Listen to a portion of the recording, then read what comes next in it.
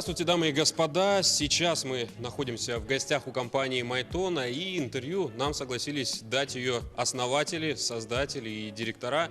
Это братья Ушницкие. Алексей, Афанасий, здравствуйте. Давайте для начала подведем итоги работы компании за 2019 год. Чем запомнился, какие проекты были, какие проекты выстрелили? Именно про проект, то у нас в этом году вышла еще одна продукция. Это Cooking Diary игра. Она стала очень успешной и сейчас приносит половину доходов компании. То есть за 2019 год мы удвоили свои доходы. Компания выросла с 500 человек до 750. Мы очень сильно хорошо поработали с местными кадрами, со школами, университета. Нам очень понравился этот результат. И, как сказал, это самое главное, мы получили огромный опыт. Так что в следующем году мы хотим этот опыт использовать еще сильнее и надеемся, что наш рост будет еще больше. Ну, о ребятах молодых и кадрах новых мы еще более подробно поговорим чуть позже. Для начала расскажите, куда сейчас вообще движется мобильный гейминг? Какие тенденции на ближайшие пару лет хотя бы? В этом году Apple запустила Apple Arcade, Google тоже. Они хотят, они проверяют идею подписки, то есть игрок платит в месяц энную сумму и может играть из каталога разные игры, похоже на Netflix, такая монетизация. И этот был тренд. И сейчас, конечно, мы все это наблюдаем, как это идет, как это работает. А так, если сказать про наш именно сектор, free-to-play игр, то рынок растет очень быстро, очень много новых компаний, видим, как меняются игры, появляются новые участники. В общем, рынок растет, и это нам, как сказать, только плюс. В ближайшие 2 года думаем, что очень сильно развится Индия, в плане игр. Китай, Япония дальше растут. Кстати говоря, российский рынок мобильных игр в последние годы тоже растут. У нас доходы очень хорошие стали. Ну вы только что сказали и правильно подметили, что у Apple сейчас вводится подписочная система, но тем не менее они убирают из игр микротранзакции. Компании Майтона это как-то коснется? Мы надеемся, что они не откажутся от микротранзакций, потому что это приносит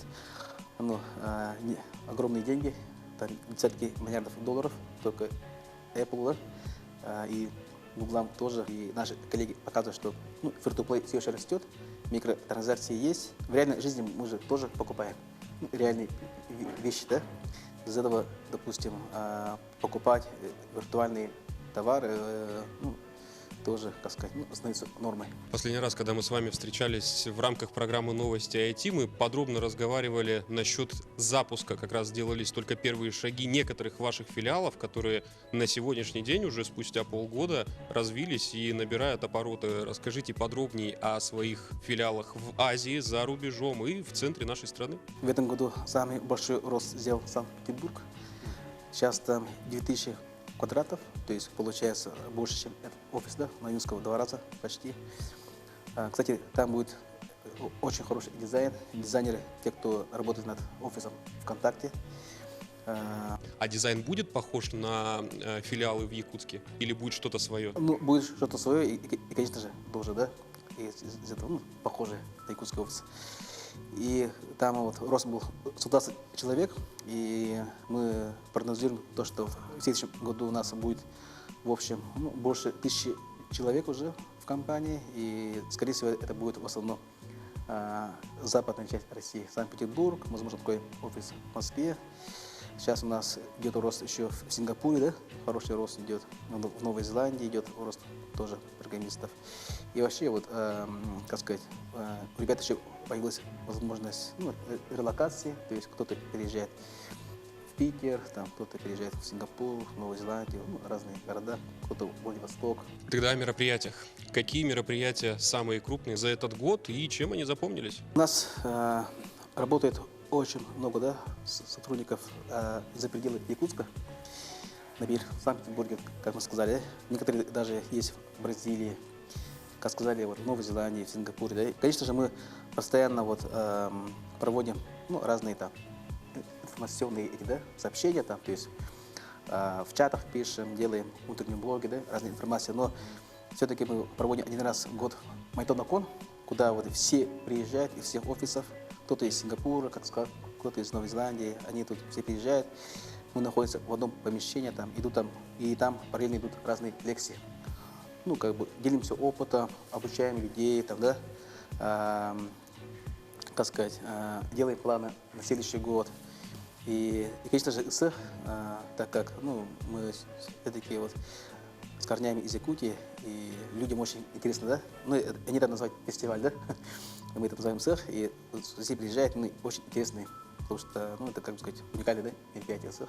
Если говорить о мобильном гейминге тоже немного загодя, то году в 2011-2012 можно было смело сказать, что в основном эта сфера была для молодых людей. Ну, кого не увидишь с телефоном, в мобильные игры играли в основном молодые люди, дети и там ребята до 20 лет. Сейчас же все чаще и чаще наблюдаешь, что люди среднего возраста, либо даже уже пожилые люди, зачастую, которые пользуются смартфоном, тоже играют в какие-либо те или иные игры. Именно в ваших мобильных проектах участие средний возраст, так скажем, он вырос или нет?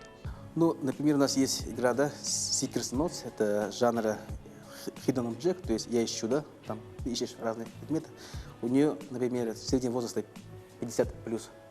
Ravenhill даже 60+, да. А вот Cooking Dairy, игра, где вот про ресторан, да, там чуть моложе, там 25, да, в среднем. И, ну, то есть все зависит от игры, и для каждой вот, для аудитории там достаточно ну, большое количество игроков. Ну и давайте тогда поговорим о планах на следующий год. Что у вас в проектах, какие мероприятия задуманы, возможно, новые филиалы? У нас, кстати говоря, год начинается с того, что вот наша компания, да, выступит 15 января в Израиле. Там Google делает конференцию, да, для разработчиков, издателей мобильных игр. И там тема такая, что вот, оказывается, вот Google, ну мы не знали, да, Google сказал, что, оказывается, мы одна из единственных компаний, где топ-менеджеры, ну, половина это девушки. Ага. И сказали, как это у вас получилось, и они, наши вот двое ребят туда летят и будут рассказывать. Генеральный директор ООО «Майтон» это Александра Байшева, ну да, девушка, да, тоже. Вот. То есть обязательно мужчины могут управлять, да, компаниями. Ну и по нашему антуражу вы, наверное, могли догадаться, что снимаем мы это интервью в преддверии Нового года. Что вы могли бы пожелать своим фанатам, людям, которые следят за вашим творчеством, и людям, которые, возможно, не так плотно знакомы с мобильным геймингом? Хотим пожелать родителям, да, мамам, папам, да, бабушкам, дедушкам, чтобы вот больше внимания уделяли детям, да. Дети это, как сказать, ну, самое такое, да, в жизни, что куда надо тратить время, деньги, это инвестиции, да, человеческий капитал, это самое ценное, то, что есть. Не обязательно там, да, чтобы круглые там, сутки там, учился, да, допустим, учеба это хорошо, но надо, чтобы он учился балансированно, и чтобы учился, и чтобы играл.